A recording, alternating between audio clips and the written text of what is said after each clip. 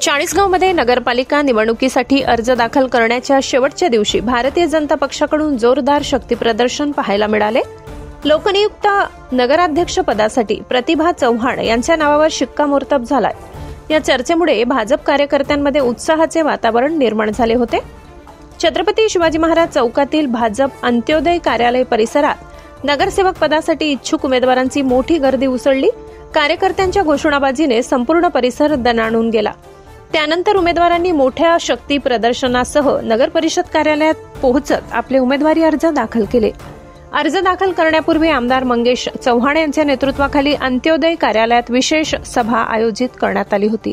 सभेला माजी केंद्रीय मंत्री MK अण्णा पाटील, माजी आमदार साहेबराव घोडे, जिल्हाध्यक्ष राधेश्याम चौधरी, शहराध्यक्ष नितीन पाटील यांच्यासह माजी नगरसेवक, पंचायत समिती व जिल्हा परिषदेचे सदस्य आणि मोठ्या संख्येने पदाधिकारी उपस्थित होते। मान्यवरांनी या सभेत कार्यकर्त्यांना मार्गदर्शन करत पक्षाच्या उमेदवारांना मोठ्या मताधिक्याने विजयी करण्याचे आवाहन केले।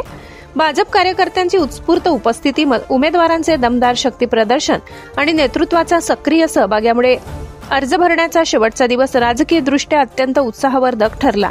आनंद Gangurde, India sting news, Chalisgaon.